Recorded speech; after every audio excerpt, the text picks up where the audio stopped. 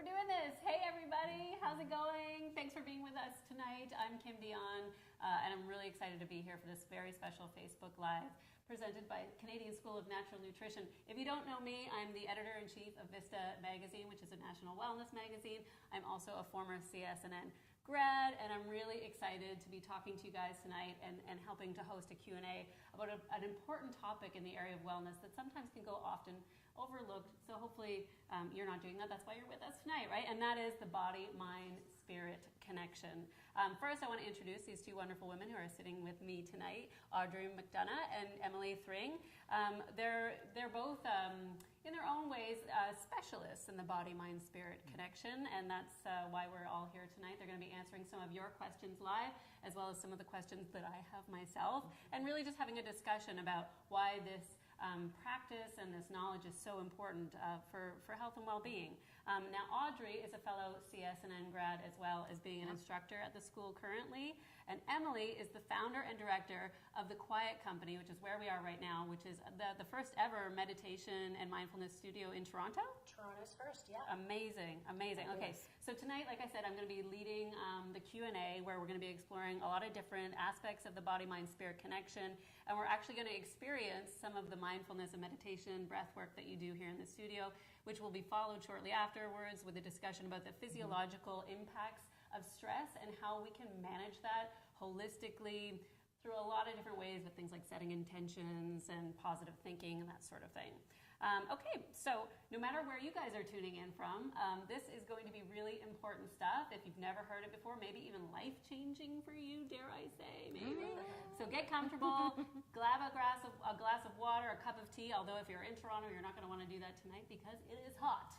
So maybe a glass of water, and get comfy, and we're gonna do this for the next hour. So I'm gonna start by kicking things off with Audrey, and just to ask if you can share a little bit more with us about what you teach at the Canadian School of Natural Nutrition. Sure. I teach several courses at CSNN.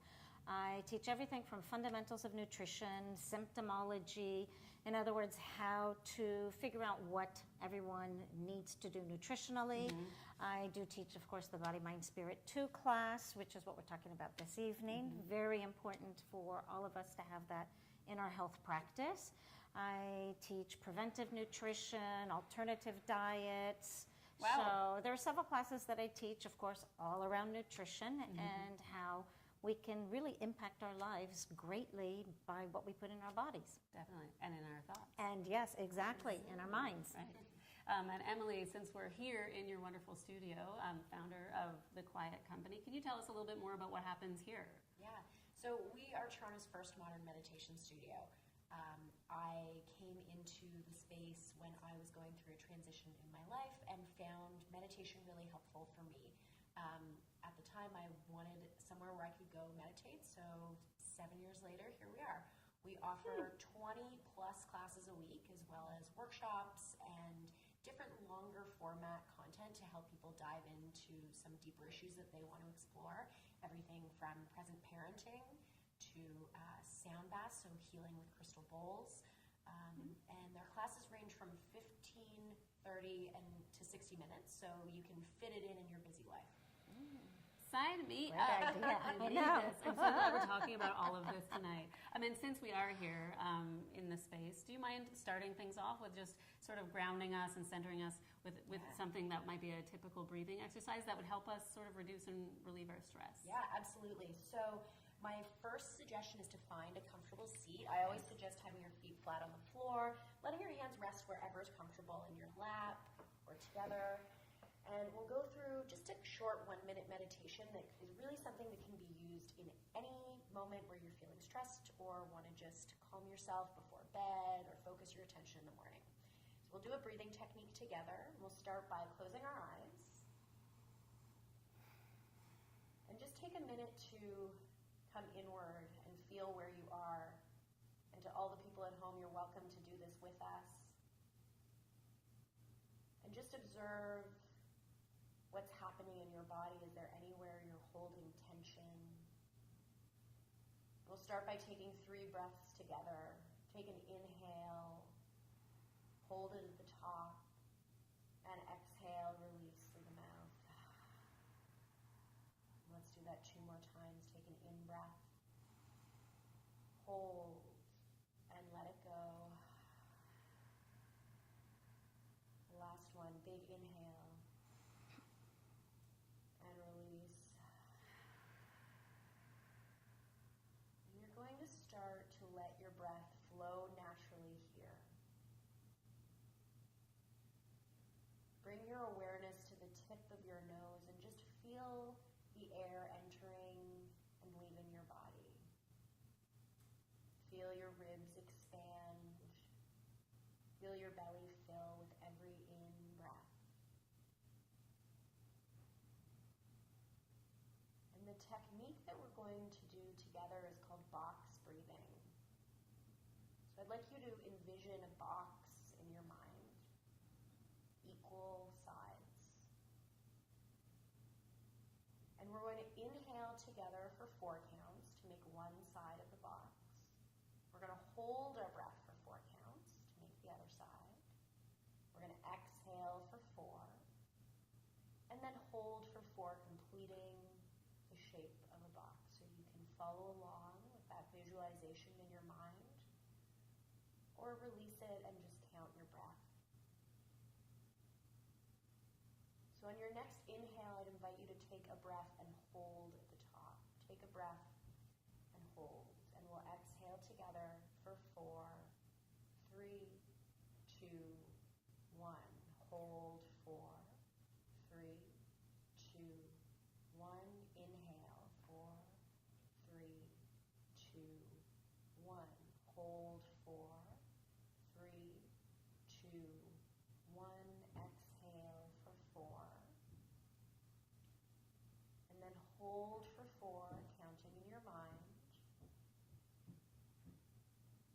Inhale for 4. And hold for 4.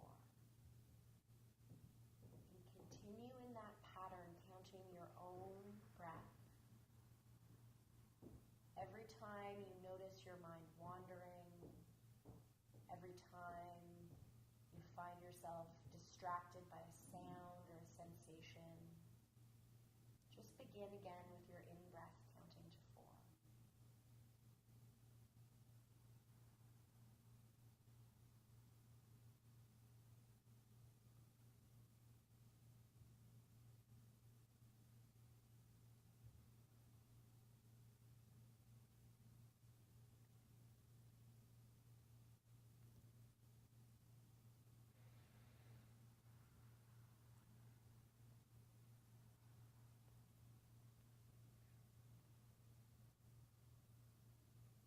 Complete your next cycle. And on your next exhale, release the breath. And come back to the natural rhythm, flowing in and out.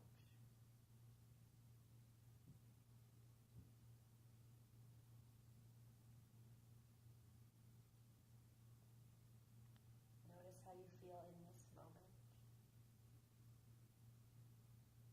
And then maybe gently bring some movement into your body, moving your fingers and your toes. And when you're ready, you can open your eyes and come back. No, I don't want to come back. I know, I can tell. Like I'm in the zone. I don't want to go back. So that's something that you can do easily for a minute or 2 or even 10, just to sort of slow yourself down.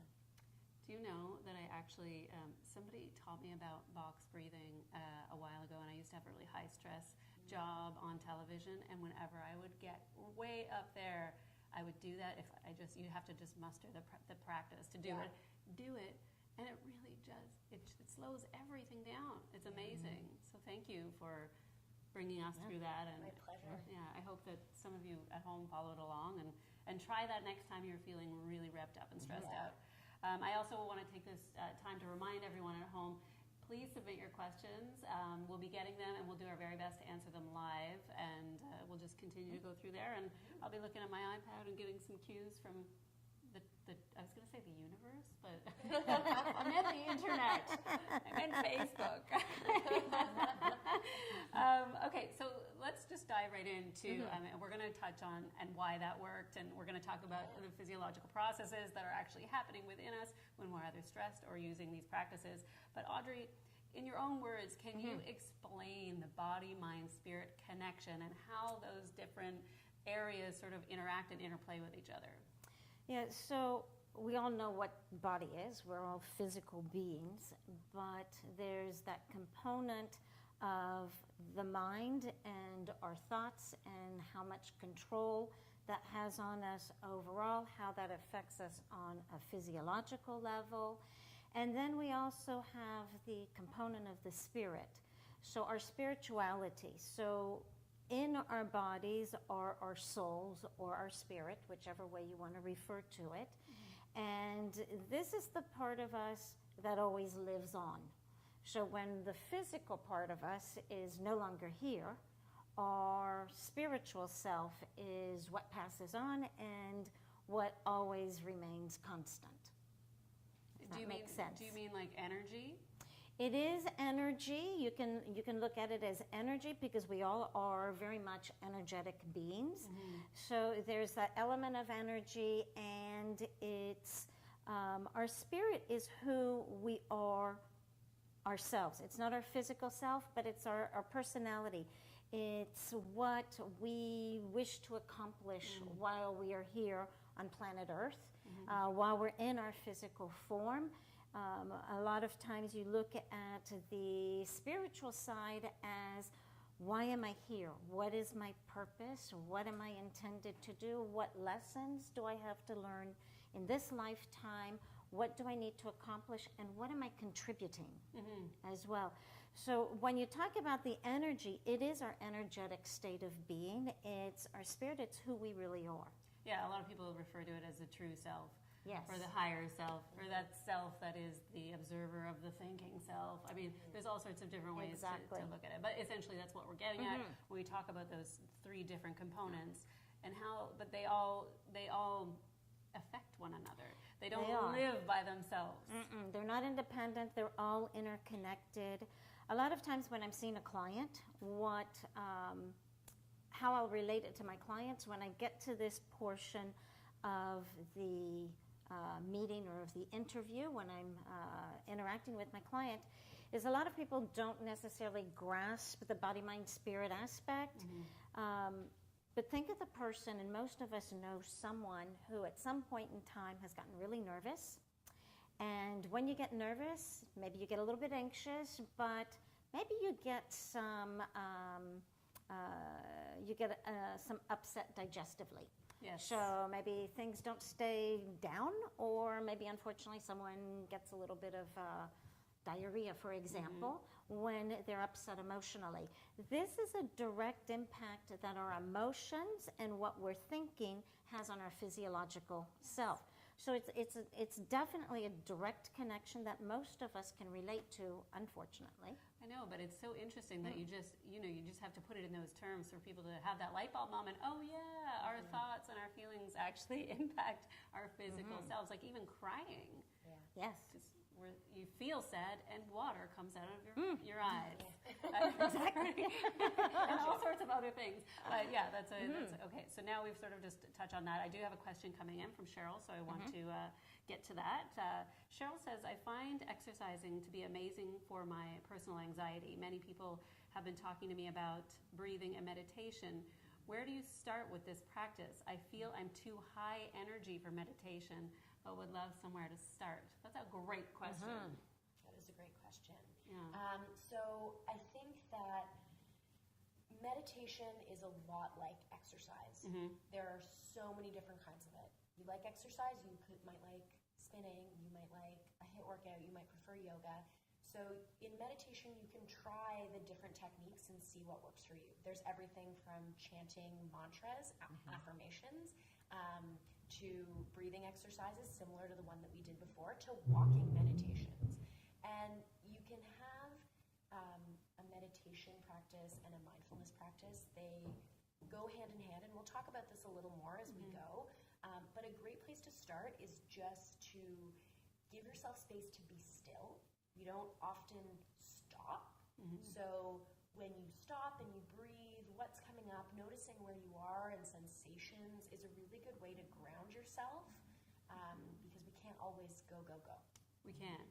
And a lot of people will say they're too busy to stop. But I love that, intro, like, let's just dip our toes in the water. Sometimes I like to say, and tell me if this is a good thing to say to people, if you have an animal and you just pet them without doing anything else, I know you're actively moving your hand, but you're not listening to music, you're not on your phone, you're not doing it. I find that sort of like an active meditation or mindfulness, I suppose. Absolutely. I mean, anytime that you're fully present with what you're doing and you're not being distracted by your phone, by your thoughts, that's mindfulness. It's being in the present moment fully without judgment and being open to what is happening. Right. So releasing any preconceived notions and just being where you are, feeling what you're feeling. Yes, and not being 2 steps ahead of going, okay, I'm doing this now, but in 5 minutes I'm going to be doing this and that. It's like that busy monkey mind, right? Yeah, which I mean can be a challenge with meditation when you're sitting with an app next to a pile of laundry that needs to be folded in your house where your pet's wanting to distract you. It's hard to create 3 minutes. Coming somewhere like this or joining a group, there are lots of great meditation groups everywhere from lots of different traditions. You can set an intention and create community around finding that practice, and it helps keep you accountable the way that a group exercise class does. Totally. And now I want to move over to Audrey and talk about a little bit more about that. I mean, what are the sort of mind, body, spirit practices you would recommend to a client or to some of your students or to a family member if they want, if they're just starting, things that people can really like sink their teeth into? There are a few things, and like Emily was saying, sometimes there's a certain level of discomfort with it because you don't know how to do it, you don't know what to expect, etc. I try to introduce my clients slowly so that they gain their comfort level with it. I will frequently ask them, okay, so when your alarm goes off in the morning, a lot of people like to hit the snooze. Hit the snooze if you want, but try to kind of wake up and just lie there calmly, listen to your breathing. Try not to think or worry about what you're going to be doing that day. You've got all the lunches to make for the kids. You've got to drop them off at school before you even get onto, the 401 beltway of traffic. And get to work. Try to take that time and become, even if it's 5 minutes, it's a good way to start the day. I ask them to do the same thing when they go to bed at night, because usually you can squeeze 5 minutes in both sides. And the amazing thing that will happen is I will have clients that tell me, well, it felt so good. I'm doing 15 minutes in the morning and now I'm doing 15 minutes at night. And it starts, once you start getting comfortable and realizing how peaceful it is, and it's kind of funny because I find it very peaceful, but at the same time, it's energizing. I don't know, maybe you can explain why, because I still don't quite get it, but it's, just having that time to be quiet and sit quietly, then that manages to just increase Recharging the batteries or something. Recharges the batteries type of thing. I mean, I think that's a great suggestion, is starting small, and I often suggest that people sit for a minute. Set a timer, sit for 1 minute. That's all you have to do. And see how it feels and build it up, but try and build a routine around it. Because 1 day a week is not going to help. Right. You kind of have to keep doing it. Like you wouldn't, start running and then go sign up for a marathon the next day. Right. You've got to build up a practice. And like anything, you're teaching your brain, you're teaching your body how to find that stillness. And I don't know exactly how it energizes you so much, but I've actually recently changed my meditation practice to the afternoon. So around 3 o'clock, that's when I like to meditate because it energizes me and it carries me through my long evenings. Well, that's stress relief. I mean, stress is exhausting. So if you're finding a moment to relieve that stress, you have to believe that the body knows that it's recharging at that moment as well. So restful and recharging. Yeah. Kind of like plugging the old iPhone into the wall. You leave it alone, don't touch it, and then it's good to go again. Exactly. I wanted to, and then I think like sort of touching on the idea is that once, even if it's a minute or 5 minutes, that people feel those benefits. And so maybe you graduate to 3 minutes or 15 minutes or whatever it is. But knowing that these practices actually impact the physical body, I think is that first piece of awareness that everyone needs to have. And then you move from there. It's kind of like anything, like try it out yourself to see what we've been talking about. And like eating healthy food, the first day you eat broccoli, you're not going to necessarily feel it. But you eat broccoli every day, or you make healthy choices every day, and it starts to add up, and you start to crave those things in a way that you never thought you might. Right, right. And affirmations, too. I wanted to just touch on that, too. It's just like, there are all sorts of different ways to practice mind, body, spirit connection.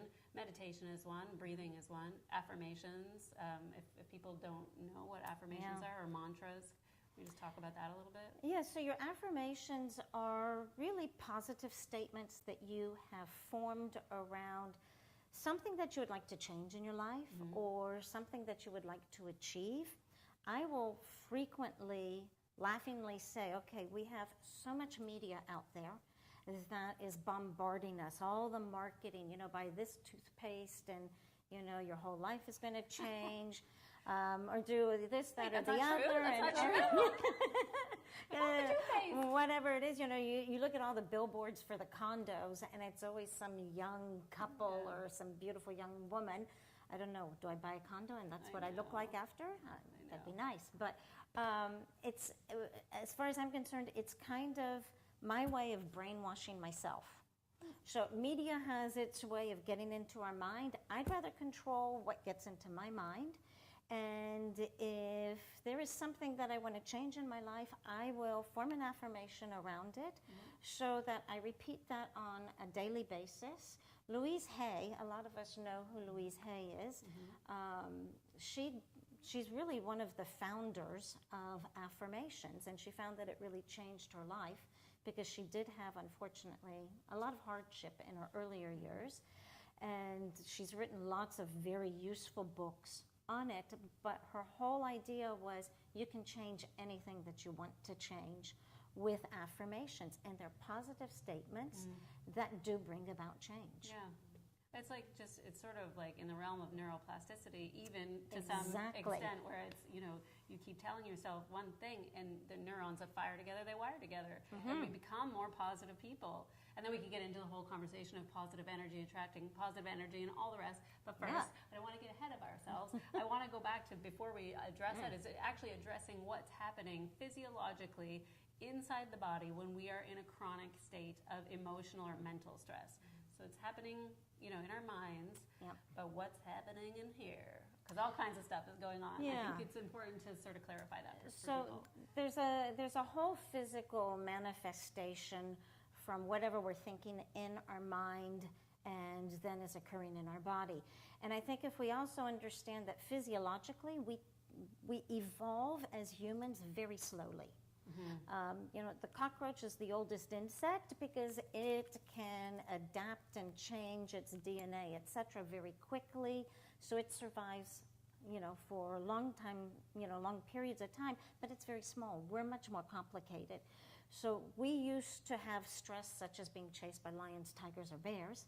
You'd see the lion looking at you like it's next meal, and then your brain recognizes it, sees it, and then you start releasing certain hormones. So you release your cortico-releasing hormone from your brain that goes down to your pituitary, and your pituitary is going to release the ACTH, or the adrenocorticotropic hormone, that then sends a signal to our adrenal glands, which sit on top of our kidneys. They're these two tiny little glands. They really are small, but they change our whole life, especially with the stresses that we have today.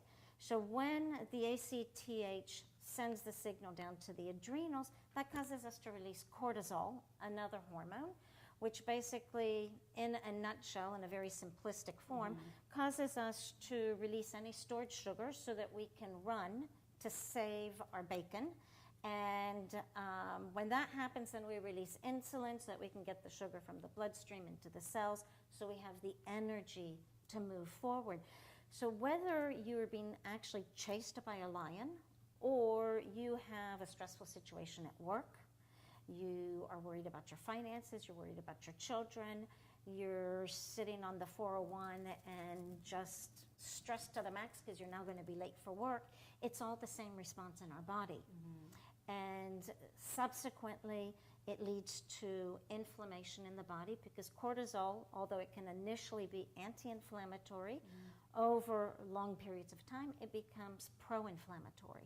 So that can lead to many disease processes as well. Right. So that's the chronic stress state. Exactly. You know, like if we see somebody in the alleyway outside, we love that stress response. We're going to save our bacon. We're going to save ourselves. But, pretty much almost everybody is in a chronic state of stress. And so that's why you see all of these, illnesses arise. And so it's really, that's why this conversation is so important.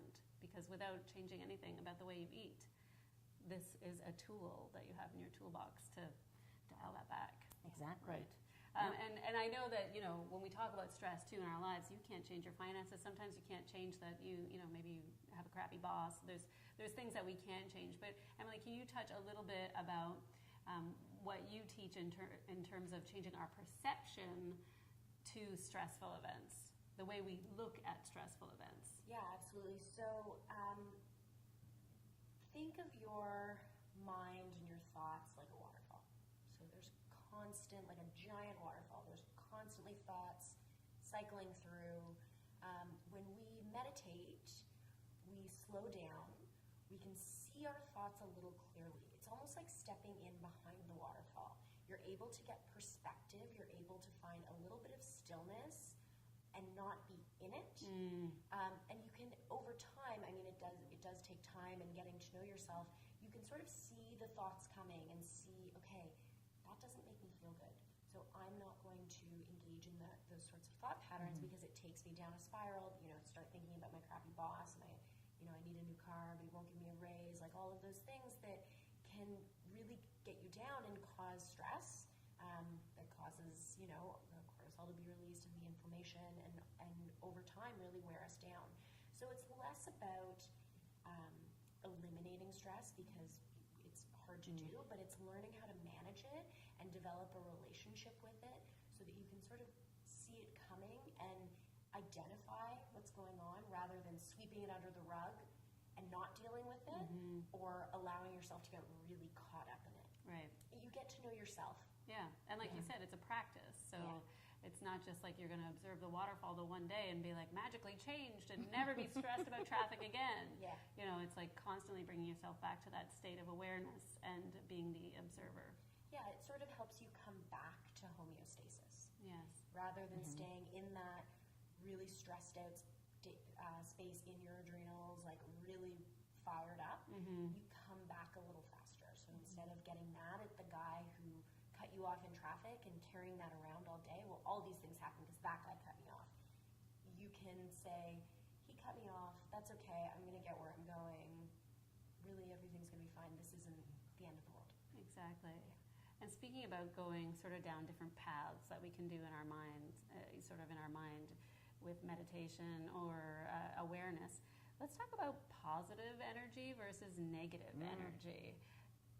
I actually can't wait to delve into this one because this is something that can seem woo-woo if you try to talk to your friends about it, or you're like, there's power in positivity because there is. It's been proven. But can you just elaborate, Audrey, on that a little bit?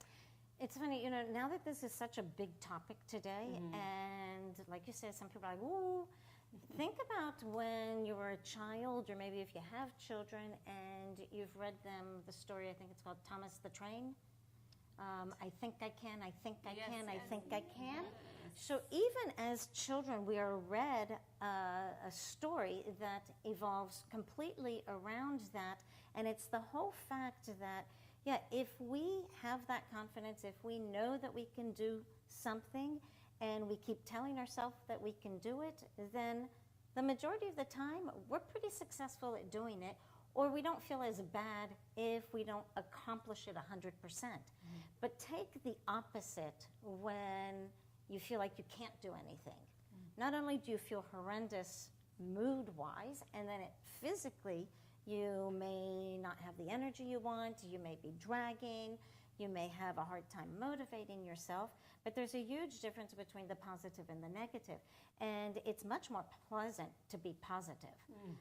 I had to change this in my life many years ago when I realized that I was looking at the glass as half empty. It's a lot nicer living with it half full. You know, and I had to train myself to stop when I would notice a negative thought and turn it into a positive thought. And they have done a lot of, there's been a lot of studies done scientifically. Dr. Dean Ornish, which a lot of people are familiar with the Ornish diet, a cardiologist who saw the connection between really what we're talking about, mind, body, spirit, in the sense of, you know, the stress, the physical, the psychological. He said in order to enjoy better cardiovascular health, in order to move forward with these things, it's not just about changing your diet, it's not just about adding exercise, but it's lifestyle change, and it's about being mindful. So all of this has come around in the medical community as well. We see more and more of this, and there's new areas of research now. There's psychoneuroendocrinology. So this is something that didn't exist, you know, 20, 30 years ago. Right. So psycho, which the sure mind. A lot of people don't understand. Yeah. I'm glad you're explaining it, because people are like, what did you just say? So, you know, so you've got psycho, which is the mind, neuro, the neurological system, where, you know, in our neurological system carries messages throughout the body, of course, and then endocrinology, which is what I was just describing, the reaction of a stressful event in the body, how the adrenals are involved, etc. So we really are coming to the point that we're recognizing that it's not separate. Right. All three components make up who we are. Yeah, yeah. You cannot tease them. You can't tease one thing apart from the other. No. We are all it's holistic, people. Holistic. Okay. I have a question coming in from Sarah. She says, so many teens today suffer from anxiety. What would you recommend to help them cope? So I'll start with you, Audrey, and then we'll throw it over to me. I would actually go through probably a lot of what Emily's going to recommend as well. I would teach them deep breathing exercises to begin with. And I'd also start introducing them to meditation as well. They've actually, in some of the schools, they've actually started introducing meditation for the young children, and they're very receptive to it, extremely receptive. So they're starting to get a lot more benefit in terms of just overall behavior, overall productivity, overall management of emotions, if you want, amongst friends. So all of this is really, you know, coming to fruition right now. But just to follow up on that, so you've got a teenager who maybe is closed off to the idea of meditating at first. Maybe that's 2 steps in the future. What are maybe some? I want to say baby steps, but what are some more like sort of? You know, a lot of times what I will do also is I'll recommend that they start journaling, for example, because journaling is a way to kind of, you're not opening up to someone else so you don't feel threatened, but you're able to get all of those emotions down on paper. So you're actually helping to get those emotions out. And then it's a matter of going, you know, further steps.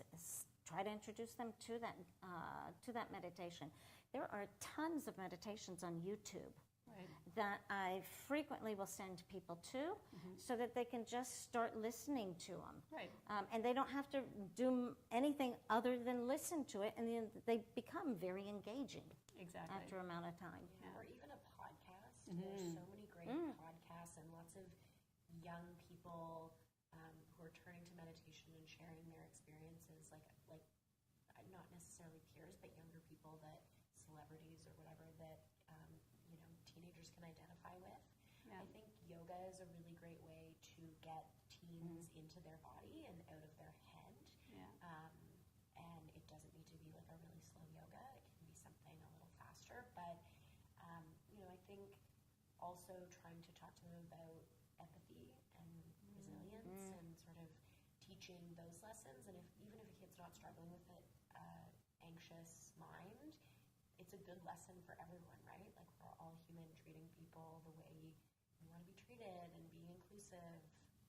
It's all so important. It's so true, and I love what you just touched on with the idea of resiliency. That's a really big one, because it talks about that there's a push and a pull, and there's a push and a pull, and it's not going to break you. Yeah. Just curious how either of you would address the idea of resiliency with a teen. Would you have words of advice around that? What would you say to a teen who's struggling right now about telling them that they are resilient? Well, I don't have a lot of teens in my life right now, so that's a tricky one. But I think with anyone that I'm, speaking to that's having a bad time, it's sort of, continuing to put one foot in front of the other and try and find that glass is half full idea. Even in the hard things, where can you find something to help you manage? So if school's feeling really stressful, is there an aspect of it or someone you can talk to or a place you can go that's sort of quiet and removed from the things that are stressful? And just continuing to be open put one foot in front of the other. Yeah, I like that. The one foot in front of the other. It's so important. Don't think 10 steps ahead, because that can often block you. Yeah. Because it's overwhelming. It's more overwhelm. It's more stress. It's more stressful to sometimes plan. And if you can think about what you're dealing with right now and how to manage what's in front of you, then it's baby steps. Yeah. I just want to take this moment to remind everyone out there that we are accepting questions. So please, if you have any questions, definitely let us know, and we'll try and get them in live. And just to sort of flesh out that idea a little bit more, I want to talk about how these different body, mind, spirit practices and meditation and breathing and mindfulness, how does that actually help the body recover from stressors? Do you guys have insight into that? Can you touch a little bit on that?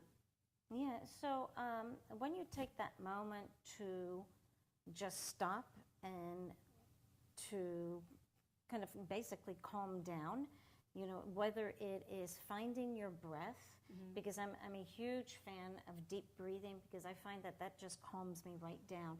You're getting a lot of oxygen in the air, and you're more focused, and if you can focus on that breathing, it takes you away from focusing on whatever problem it is that you have going on right now. So I find that it starts to shut down that anxiety in the body. It starts to shut down that response that you're having on a physiological level, because you are bringing a state of calmness in versus that revved up, what am I going to do, what am I going to do? It's almost like, you have control. You're not out of control just because these things are happening. You can feel, your blood pressure go up, or maybe you're sweaty or the nausea. You can feel it, but you can also get in the driver's seat, and that's what's so great about this conversation. And I'm wondering, Emily, what your clients, what kind of feedback they give you after a session in here with you about, recovering from their stressors. Yeah, so as you said, we live stressful lives, and our bodies don't know the difference between the stress from missing a streetcar or the stress from getting potentially eaten by a lion. So people come in, and sometimes they're nervous if they've never been here before. They don't really know what to expect. They're feeling like they're running late. So, they can come in a little worked up. Often we have a lot of lunchtime classes, so it's often the middle of the workday, so that can also be stressful, stepping away. Right. And I find that people really, when they're open, when they sort of drop in at the end of the session, they first of all always say they can't believe how fast it went by, like fastest 15 or 30 minutes of their life, because sitting with a group is a different experience than sitting by yourself with your app. And they feel their energy shifts. They feel calm. They seem more calm. They're a little more grounded. They're open to having a conversation. They're just a little more relaxed. And I think that's because meditation, and especially deep breathing, it activates our parasympathetic nervous system, which helps the body recover. And it just sort of takes you down at a cellular, physical level, not only emotionally. And incidentally, I would be remiss not to. I love talking about the parasympathetic and the sympathetic nervous system. But we need our parasympathetic nervous system to be turned on to digest our food.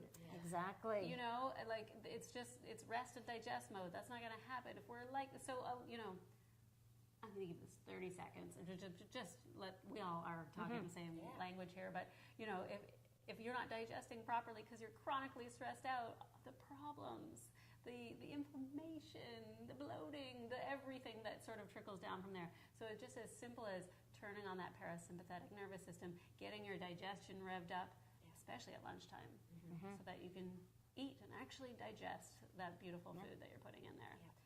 Sorry, I just had to get that in. No, that was a great correlation. Well, it's important because if you're always stressed, you always have your everything shutting down digestively. And that's what most people are doing. Yeah, so no wonder we have digestive issues. Yes.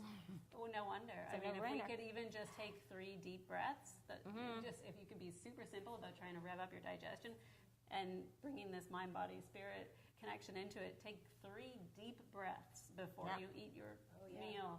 I mean, it does a world of difference. I mean, mindful eating is a huge movement right now because we are all eating with screens in front of us, multitasking at our desks. You're not taking time to actually eat your food, you're just sort of inhaling it. So taking a minute for a meditation just to close your eyes and breathe before you eat.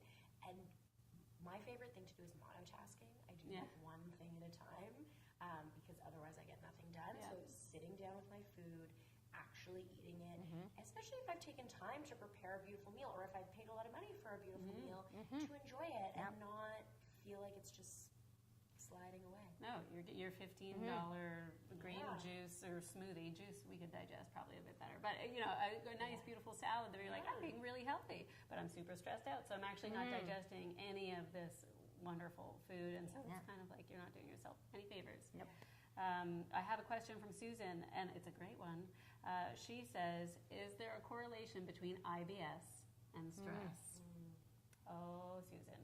Is there ever? Audrey, do you want to? There's a huge correlation between the two because once again, we're looking at, using my example from before, you get stressed, you're nervous, you're upset, maybe you get a tummy ache, or maybe a little further south, you get, unfortunately, diarrhea. Or, of course, with IBS, it can be also extreme constipation as well. Yep. So I do find that our emotional state has a huge impact on gastrointestinal issues to begin with. But when you're looking at something like IBS or any other type of condition such as colitis or Crohn's, it is going to be impacted by that as well. And it's even that much more important for anyone who's suffering with these conditions to really try to find, I'll just say it, try to find some escape so you can get away from these worries. Deep breathing, I always find, I know it sounds really simple, I call it my cheap and cheerful. Costs you nothing, Really? right? And you can do it absolutely anywhere. Yeah. If I'm late and I'm in my car and I know I'm not going to make it to point B, you know, in time, I can't do anything about it. So I finally learned after many years that I do my deep breathing exercises, right? So when someone who has, you know, IBS, they have Crohn's, they have colitis, they have one of these conditions that can totally take over their life, it's really important, I find, that they do start engaging in some of these activities, that they learn to do one thing at a time. There were studies years ago that actually showed that multitasking is not efficient. You know, it used to be a big buzzword on resumes. I can multitask. Well, actually, multitasking means it takes you longer to do everything. So if we monotask, like you were suggesting, and we start to look at what we're doing in our behaviors and slow it down, then it's going to help our health overall, but especially anyone who's having these gastrointestinal issues. Definitely. Okay, thank you. I have another question coming in from somebody who's watching. Mary and I we appreciate this question. So it's a little bit longer. I'm just going to go into it and give it the power that it deserves. She says, I live with depression and I meditate every day. Deep breath and pray. I lost my son tragically this year, and I've been struggling. I understand nutrition, and I try to practice positivity. I still sleep a lot and have no motivation to do anything. I'm scared to commit to anything, even things I know will help me. Can you suggest anything? Well, That's very sad. I'm sorry to hear that, Mary. I think having compassion for yourself. Compassion is one of the, big pillars of mindfulness. Is compassion for self and others, and meeting yourself where you are, and having patience with yourself and your grieving process, and knowing, the baby steps, and meditating every day is giving yourself something. I don't know. Do you have anything? Yeah, it's just that the idea that, and I think unfortunately probably a lot of us in this room, and we've dealt with tragic events, and when these things happen, it's that idea that you know what you could do to help yourself, but you are just not in a space to do so. Are there? Let's that baby step idea. What? Yeah. Go ahead. Yeah, no, you know what? And as a CSNN grad, and when I see clients, there is that, there's also that line. I will encourage them to meditate. I encourage deep breathing exercises, but I'm also going to recommend that they speak to a professional in regards to being able to get some guidance for those deeper issues, which unfortunately I'm not qualified, to do. And there are plenty of very qualified people, but I think using tools that we can recommend, meditation definitely, breathing exercises, but also going that next step and getting a little bit of extra support, which is so invaluable. Definitely. And since you kind of touched on CSNN grads and yourself, because you practice as well, how do CSNN grads incorporate the body, mind, spirit aspect into their practice when they're dealing with clients, or how do you? I educate I come at it from an educational point of view. I give them the example that I gave you before, or maybe there's another example that's more applicable to my particular client, so that they can see the connection between what we think does impact us on a physical level. There is a great book out there by John Robbins, Healthy at 100. It's an amazing book, and he basically looks at 4 populations who are much removed from the industrialized society. So it's not that they have no hardships in their life, because some of the societies don't even have electricity, but they all live off of the land. And the amazing thing is they have longevity, which is much more pronounced than ours. You have people living into their 120s, 130s, sometimes even as much as 140. And it's not that they don't have any stress, and it's not that they don't have any issues, but at the end of the day, the most resounding similarity between all of them is also their connectedness with community and family. Yes. So, going along those lines, there's a lot to be said about relying on your family, whether it's community where you go to support groups, to deal with whatever issue it is that you're dealing with. I think that's a huge component of it. Yeah, and we have, proof that some societies live much longer and much healthier. Yep. With these types of, support systems in place. And when you feel like you're an integral part of that community as well, people need you. You're not, like whether it's your neighbor or your grandfather or, whoever, like your community member needs you. And you shovel their driveway. To being needed is really important. I think that goes back to that community aspect.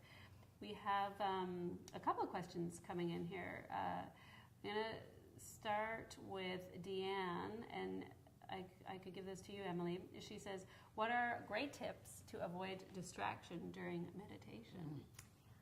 Well, unfortunately, distraction in meditation is a bit of a fact of life because your brain is never going to stop thinking. I think the idea of the brain becoming a clean slate is a bit of a misnomer, and people feel discouraged when they think they're doing a bad job because their brain's thinking. So it's, as I mentioned earlier, that idea of creating a different relationship with your thoughts. So finding something that you can meditate on. Meditation is really the practice of focus.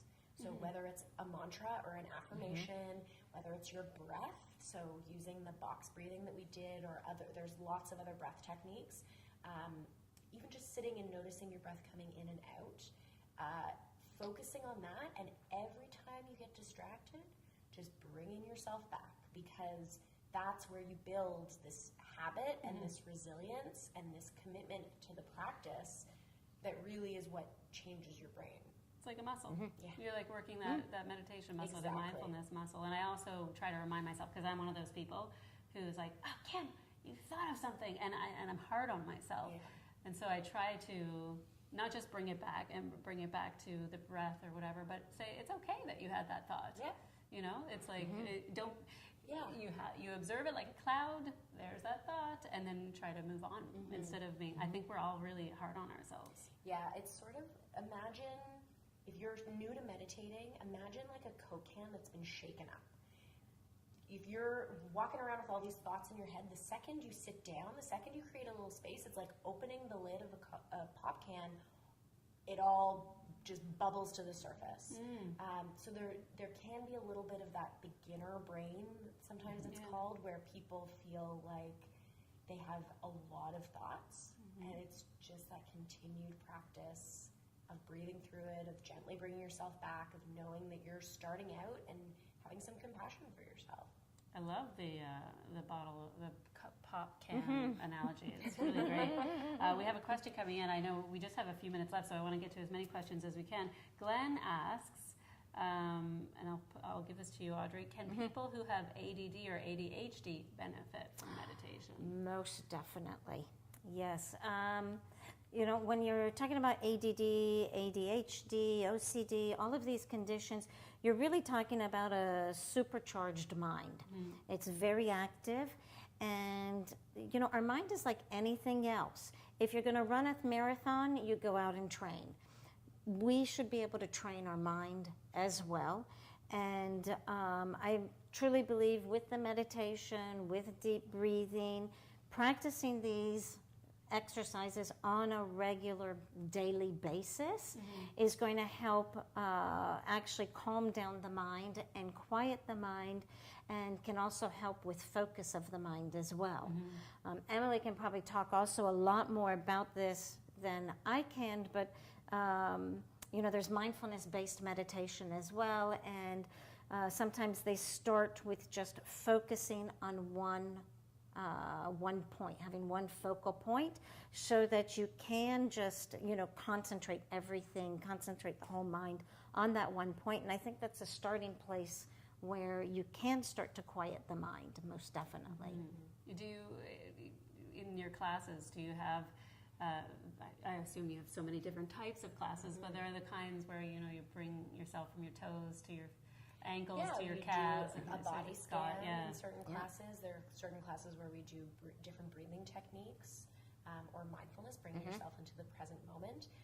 But if meditation feels, for someone that has a really anxious, or not anxious, but busy mind, ADD, ADHD, a mindfulness practice that's not necessarily meditation might be good for them. So monotasking, doing something really meditative, like washing the dishes and focusing 100% on that. So the feel of whatever you're washing in your hand, the smell of the soap, the temperature of the water, going for a walk without your phone, and just observing everything around you to bring you into the moment and slow you down a little bit if the idea of sitting feels like too much. Yeah. That's a great idea. That's a great idea. Great advice. Okay, we've got a question in from Sam. And Sam says, my anxiety often gives me an insomnia and wakes me up in the middle of the night, and I struggle with falling back to sleep. Is there anything you'd suggest to help? We can keep it on the body, mind, spirit. There's so many suggestions. So many. Where should we start? I'm like, this one, I don't know why I get excited about this one, but yes. We've got lots of tips. Yeah, a lot of times I find that when I'm talking to clients and they're waking up during the middle of the night and they're having problems getting back to sleep, it's because they've got the racing mind. So generally speaking, my first go-to is always the breathing exercise where they're actually following the path of the breath in and then out, and in and out, because it is physically impossible to think of two things at once. Sometimes counting the breath can be really helpful. Oh, that's a great idea. In 1, out 2, in 3, out 4, and maybe getting to 8, and then starting over. Oh, that's a great idea. I'm stealing it. It's so much better than mine. Sometimes I don't know where I got this idea, and I think it's terrible, as you count backwards from 100. Have you ever heard this one? Oh, I think You I count did at one backwards from point. 100. And listen, if your tendency to be hard on yourself and you're going 99, 98, and you get one wrong, and you're like, oh damn. And you're thinking way too start much. over. This is much better. Oh, I like that. Yeah. So breathing, counting, also just sleep hygiene. I mean, I don't know if you want to quickly just touch on some of let's talk about the iPads and the Yes, TVs that you're holding. It's bright light, right yeah, in the blue face. light, yes. Ideally, don't read before bed, at least an hour before bed. None of the tablets, none of the computer, none of the TV, none of the phones. If we can get all of those off and eliminated, that's going to help with the sleep overall enormously. Because all of this just stimulates our mind. Right. So that's going to lead to further sleep issues, whether it's falling asleep or staying asleep completely. It's being able to get away with these lovely toys that we have that keep us connected, but end up, taking a toll on our health ultimately. And the darkness. And I mean, beyond the stimulation of our minds, it's just the light and our, our melatonin and our, our pineal glands and being able to produce enough of that sleep hormone. So I love a good eye mask. I'm all about, I can't live without mine now, actually. So very dark room. And that way, you're producing more of those happy sleep hormones that might keep you. Did you know if you put drizzle a little bit of castor oil on your sleep mask, it helps to reset your melatonin levels? Now, Castor oil. But on the front Organic. side or the back side? Near your eyes or away Yeah, from near your eyes. So, on the nice soft part, drizzle just a little bit of castor oil. But I like that. It's like an alternative to eye cream.